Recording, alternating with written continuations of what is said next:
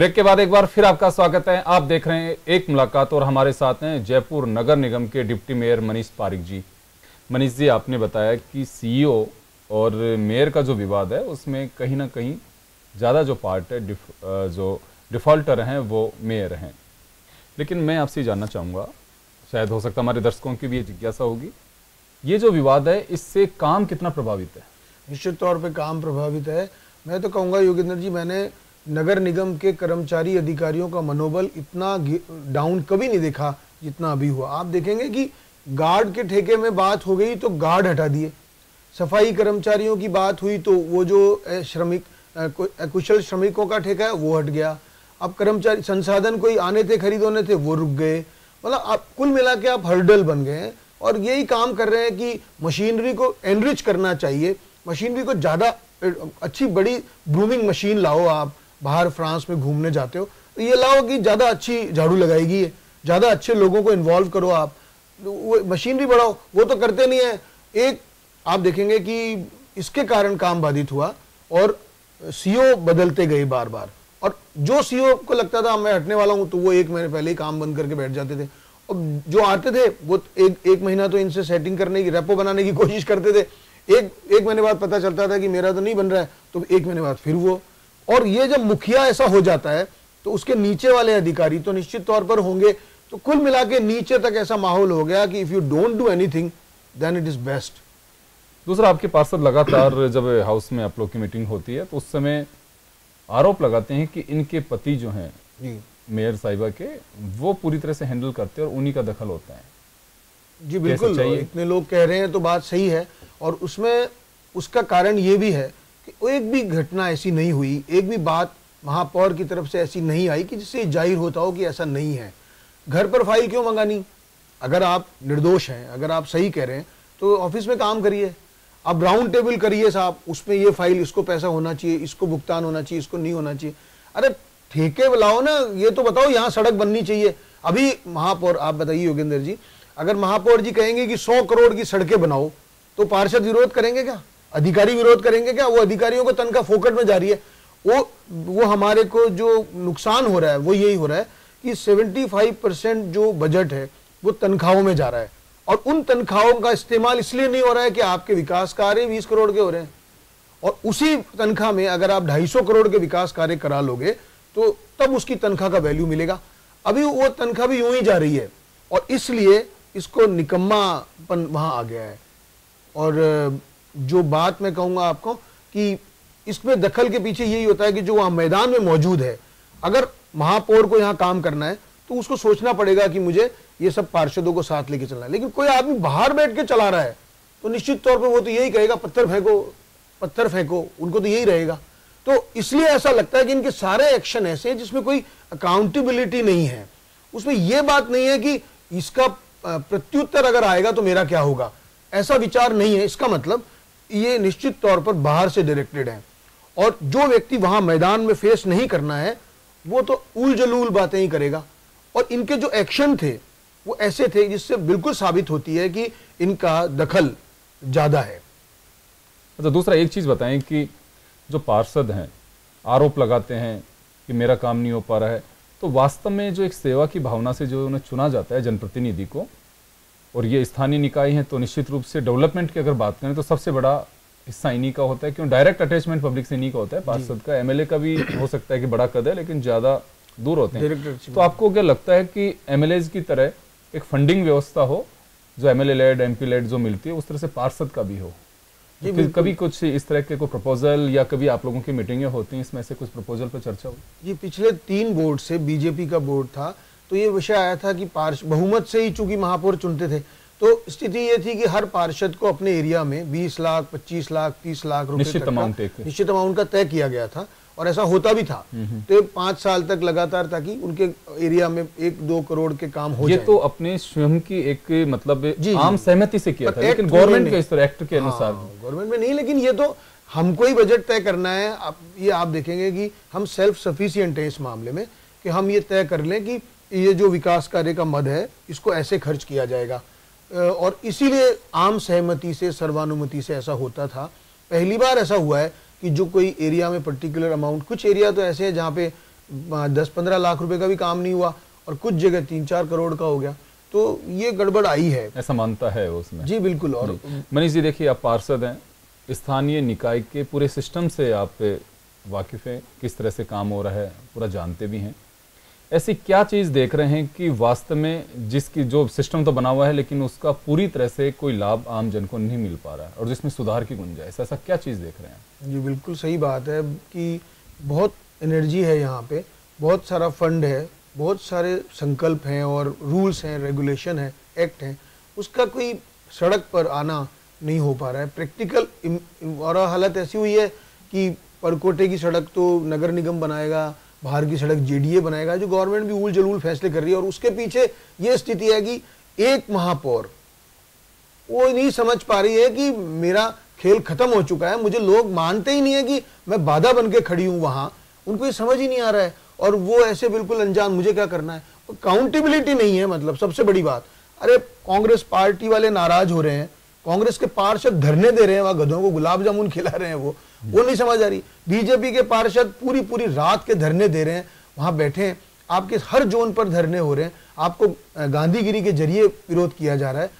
तो ये कोई इसलिए थोड़ी हो रहा है कि हमको करना है, ये आपकी गलती है, आपको समझना चाहिए, वो उनको नहीं समझ आती है।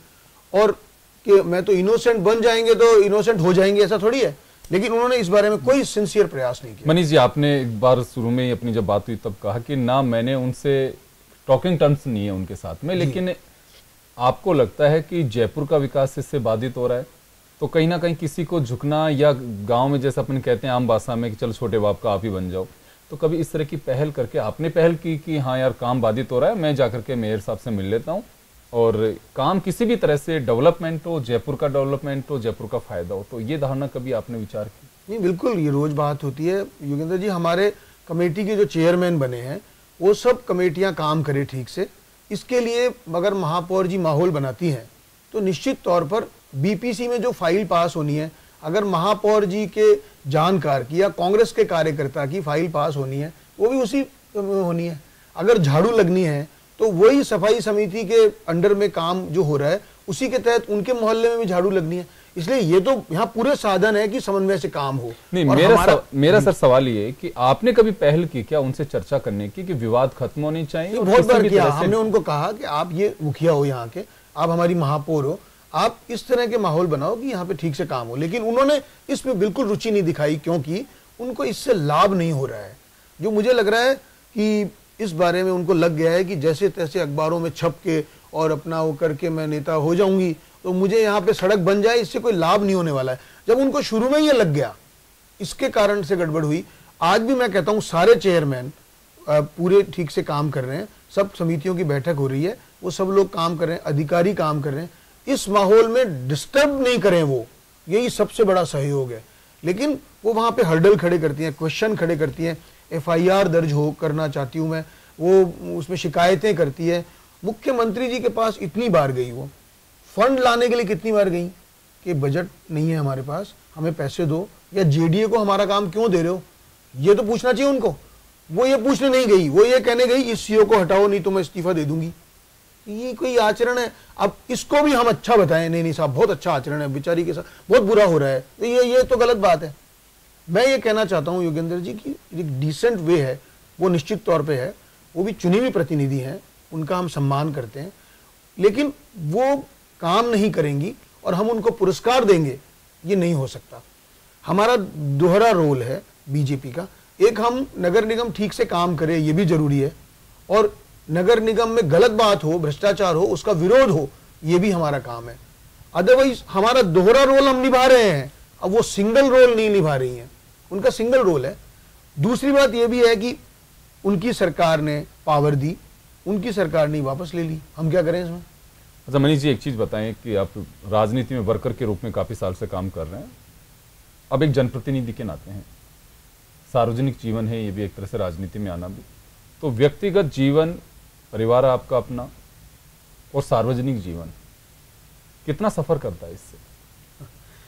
अब ये तो विचार कभी किया नहीं, लेकिन सही बात है, सफर तो होता ही है और परिवारजनों से कम बात होती है, सुबह से रात तक यूं ही घूमते रहते हैं कार्यक्रमों में इसमें, और मैंने कोर्ट भी जाते हैं, फिर यहाँ भी निगम में भी शाम को प्रोग्राम्स इतने होते हैं कि 12-1 बजे तक घर लौटना होता है, सुबह 6 बजे से ही जनता के बीच में।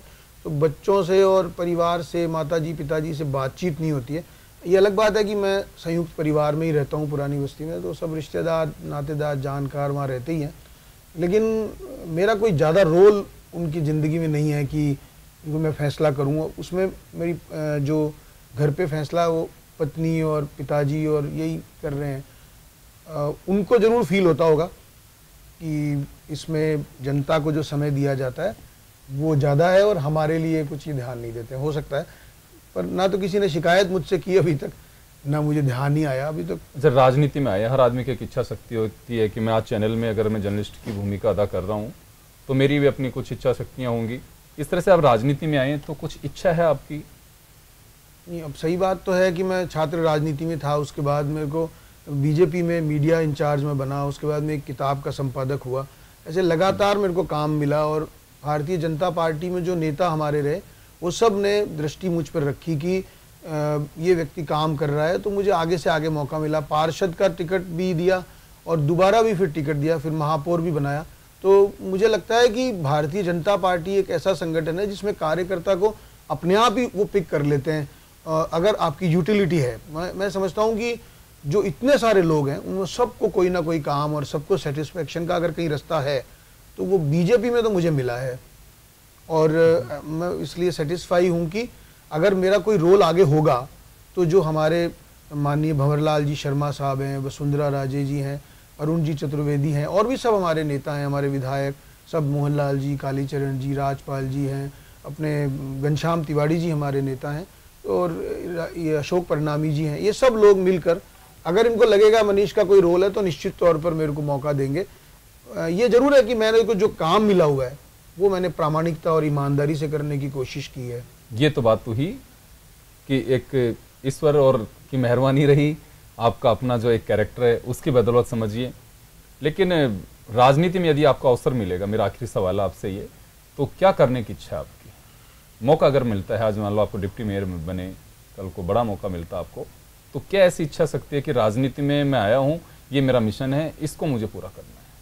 हाँ, ये बात तो सही है। मैं एक योगेंद्र जी बात बताना चाहता हूँ कि लोगों में सुख का संचार होना चाहिए, और सब लोगों, भगवान ने अगर अवसर दिया है हमारे को तो लोगों का सुख वृद्धि हो कैसे न कैसे, ये कोशिश रहेगी। एक संविधान में जो व्यक्ति की गरिमा है वो वर्ड मेरे को शुरू से अट्रैक्ट करता है। मुझे लगता है अगर मुझे कभी मौका मिला तो मैं व्यक्ति की गरिमा बढ़ाने के लिए काम करूँगा। और क्योंकि रिक्शे वाला हो चाहे, वो भी ईश्वर परमात्मा का अंश है, और जो बड़ा आदमी है, कोई पैसे वाला है, गरीब है, इनमें कोई फर्क नहीं। आदमी आदमी को ऐसे लगना चाहिए कि मेरा देश है और ये जो सामने बैठा है ये मैं उसी हक से बात कर सकता हूँ इससे। तो सबसे बड़ी बात व्यक्ति की गरिमा की वृद्धि हो जाए, मुझे ये मिशन लेके काम करना चाहता हूँ अगर मुझे अवसर मिला तो। और जो छोटापन है, माने संकीर्णता है, वो ख़त्म होनी चाहिए, डेवलपमेंट होना चाहिए। जैसे जापान में अगर आप 50-50 साल की योजनाएं बना रहे हैं तो भारत में 5 साल की योजना क्यों है, ये प्रश्न हमारे मन में है। जिन लोगों ने अच्छे काम किए हैं वो आगे बढ़े हैं और उनको जनता पसंद करती है। लेकिन जो पॉलिटिकल सिस्टम यहाँ है उसमें तो कमी कम है, पर जो एडमिनिस्ट्रेटिव सिस्टम है वो इतना मुसीबत भरा है कि कोई भी आदमी कुछ काम करना चाहता है तो non doing is the best doing type यहाँ पे बात बन गई है। आप देखेंगे ऐसी बात भी आती है कि the best governance is to least govern. तो ये बहुत अजीब बात है। मुझे लगता है इसको दूर होना चाहिए और जो प्रशासन में चुस्ती आए, अच्छा काम हो, उसका जनता को लाभ मिले, मेरी ये कोशिश रहेगी। और जो व्यक्ति की गरिमा है उसे बनाए रखेंगे, उसको कोशिश करेंगे उसको और ज़्यादा बने। तो मनीष जी, आपके साथ में काफ़ी लंबा तो नहीं कह सकते, लेकिन कुछ समय स्टूडियो में हमने आपके साथ में गुजारा और काफ़ी चीज़ें आपके साथ में हमने शेयर की है। आपने कई चीज़ें बताई भी, आपकी इच्छा शक्ति भी बताई है, राजनीतिक सफ़र के बारे में भी आपने बताया। तो समय सीमा का ध्यान रखते हुए एक मुलाकात को हम देंगे यहीं पे विराम। और मनीष जी, आप हमारे स्टूडियो आए उसके लिए हम बहुत बहुत शुक्रगुजार हैं। अब दीजिए मुझे भी इजाज़त। नमस्कार। नमस्कार।